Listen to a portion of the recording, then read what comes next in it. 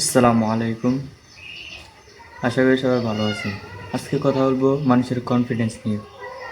লো confidence, মূলত লো কনফিডেন্সের কারণ হচ্ছে রিজেক্ট হওয়া, বাতিল হওয়া। যদি আমি এটা কাটতে না পারি তাহলে লোকে কি ভাববে, যদি আমি বলতে না পারি তাহলে লোকে কি বলবে।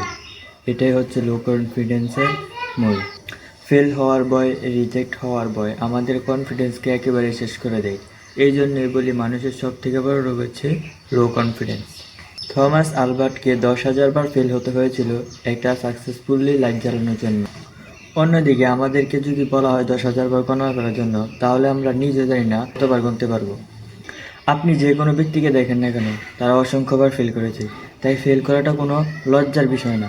ফেল করা মানেই আপনি চেষ্টা করেছেন। আপনি ওই সকল লোকদের থেকে আলাদা হয়েছেন যারা ফেল করার ভয়ে কাপুরুষের মতন ঘরে বসে থাকে।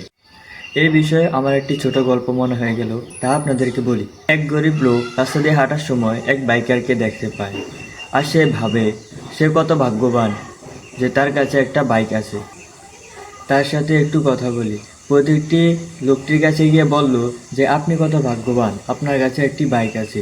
সে বলল, ধুর বোকা, 2 চাকার কোনো গাড়ি নাকি, গাড়ি তো 4 চাকা। আমার বন্ধু কত সুন্দর 4 চাকার একটা গাড়ি কিনছে, ইস, যদি আমি একটা কিনতে পারতাম। তারপর প্রতীকটি তার বন্ধুর কাছে যায়। বন্ধুর কাছে গিয়ে দেখে বন্ধু তার গাড়ির দিকে উদার হয়ে তাকিয়ে আছে।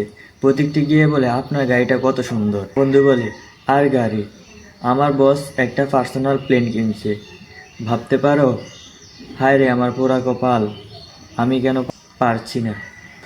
তারপর প্রতীকটি বসের কাছে গিয়ে দেখে সে প্লেনের কাছে নেই, বরঞ্চ প্লেনের একটু সাইডে হাঁটছে। প্রতীকটি তার বসের কাছে গিয়ে বলে, আপনার এত বড় প্লেন থাকতে আপনি হাঁটছেন কেন? তারপর বস বলে, আর বললেন না ভাই, ডাক্তার আমাকে বলছে আরাম-আয়েশে থাকতে থাকতে আমার সব নষ্ট হয়ে গেছে। এখন যদি আমি বাঁচতে হয় তাহলে আমাকে হাঁটতে হবে এবং দিনের আলোতে চলতে হবে এবং কঠিন পরিশ্রম করতে হবে। তারপর প্রতীকটি মুচকি মুচকি হাসে আর মনে মনে বলে, আপনিও আমার মতন ফকির, তফাৎ শুধু একটাই, আমি সুস্থ আর আপনি অসুস্থ। দেখা গেল আমরাও এমনই, আমাদের কাছে কি নেই তা খুঁজি, আর কি আছে তা নিয়ে একটু ভাবি না। আমরা শুধু একজন আরেকজনের সাথে তুলনা করতে পারি। আল্লাহ তাআলা নিশ্চয়ই আমাকে আপনাকে বিশেষভাবে তৈরি করেছে। আজকের ভিডিওটা এখানে শেষ, দেখা হবে আরো পরবর্তী ভিডিওতে। আসসালামু আলাইকুম।